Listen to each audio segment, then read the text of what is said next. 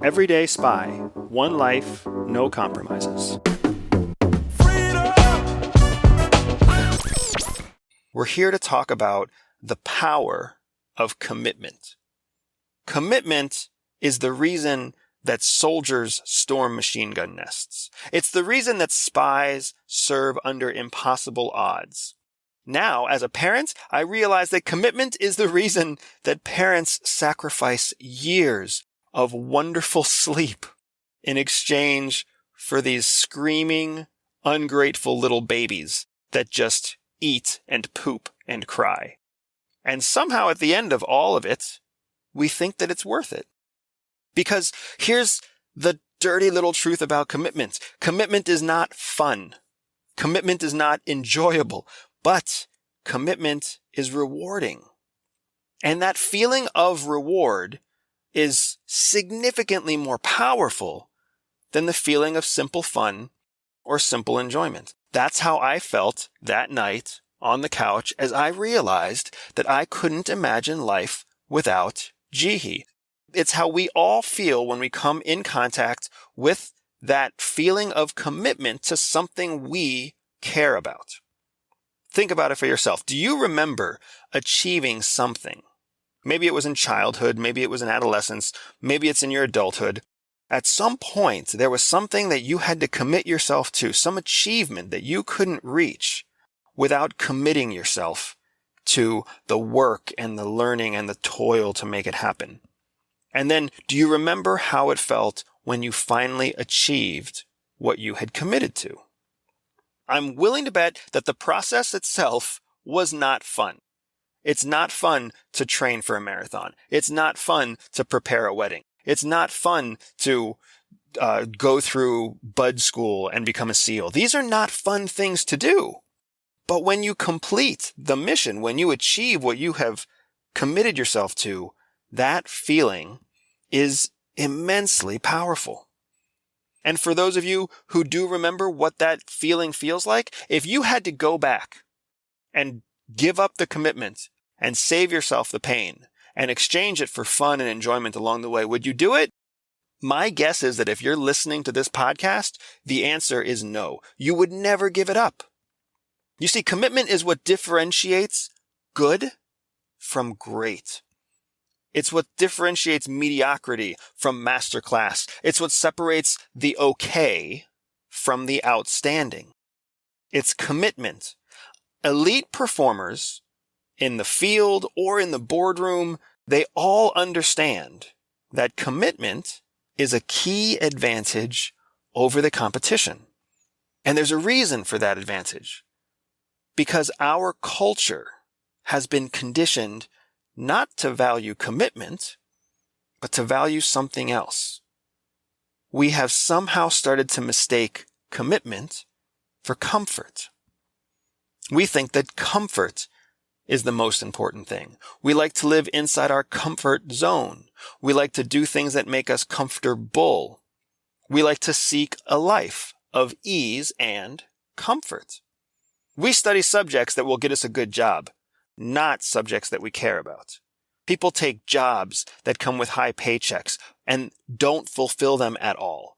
Some people even get married because we think that we can live with the person, instead of marrying someone that we can't live without. That's the difference between commitment and comfort. Now, I recently started something called Operation Real Time. And Operation Real Time is an immersive multi-mode training scenario that I'm hosting through the podcast, through my various social media feeds, through my website at everydayspy.com. And it's based off of a real just-in-time learning scenario, the kind of experience that elite services around the world use to train their intelligence officers. Operation Real Time is something that has never been done before in the public. It's something that is reserved for elite units because there's so much psychological battery that goes into those elite training services that we know people can handle the pressure, people can handle the complexity. But what I'm doing is making that available to the public through things like social media and through the open internet. So I knew that it would be difficult. It's never been done before for the public. It's not an easy thing to do. It's not easy for me, and it most certainly isn't easy for anyone who's participating. And I didn't kick this thing off. I didn't start Operation Realtime because I wanted it to be comfortable. I launched it because I am committed to teaching a new way of thinking to those people who are equally as committed to learning it. Now, I've started getting feedback back from various channels and various people who are participating. And a lot of the feedback that I get is actually negative feedback. I do hear some people say that they're having fun, but for the most part, the people who are participating remain quiet. The people who are giving me feedback are people who are telling me that they're not comfortable with what's happening. They don't like having to work on multiple social media platforms. They don't like that there isn't a single place where they can go get all the information at one time. They're worried about missing an update. They're worried about sharing their email address. These are all valid concerns. But the thing is, if you're looking for comfortable, you're never going to find the kind of power that comes from commitment.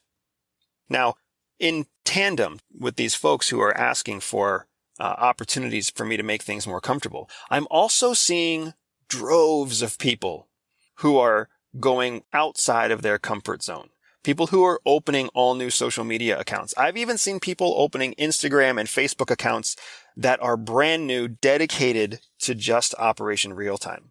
This shows a level of critical thinking, a level of commitment, a level of executionary intelligence that really warms my heart. This shows me that people are learning and applying what we've talked about in season 1 to Operation Realtime. More than that, I'm seeing a diverse group of people participate. People from around the world. People logging in from Japan. People logging in from Saudi Arabia. People logging in from Argentina and the United States, Canada. The list goes on and on. I've seen high schoolers engage and participate. I've seen Gen Xers engage and participate. I've seen people have conversations about Operation Realtime where there's 50 years of age difference between them. In the world that we live in, the only time that you see that kind of conversation happen is largely between people within a family.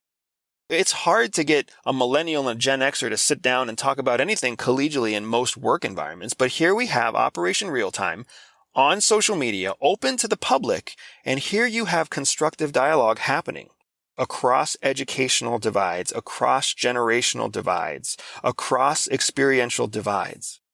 That's the power of commitment. Comfort doesn't change anything, but commitment has the power to change lives. Now, our world is built right now to keep you comfortable. If you like to be comfortable, there's nothing wrong with you. If you seek comfort, there's nothing wrong with you. It's absolutely normal to think and feel that way because our world is built that way. We try to encourage people to feel comfortable. We try to encourage people to seek out comfort. And there's a reason. Because comfortable people spend money. Comfortable people stay quiet. Comfortable people are easy to control. They're slow to ask questions. They're slow to change. Comfort is control. But if you're trying to build something new, if you're trying to make a change, if you're trying to instigate a new challenge to the status quo, you can't let yourself become comfortable. If you recognize that there's an endless cycle of monotony around you and you watch as your peer group continues to fall into that monotony every day, you can't let yourself become comfortable. There is only one key to breaking out of that comfort zone, and that key is being committed. Committed to something that you care about. The world will throw all sorts of things at you that they want you to commit to. People want you to commit to environmentalism. People want you to commit to animal cruelty protection, and people want to commit you against wars, and people want to commit you to voting for this party, and people want to commit you to... There's a million things out there that people will voluntarily commit you to. But there are only a few things in your heart, in your mind, that you want to commit to. That is the key. Commit. Commit yourself to those things that you know make you shine bright.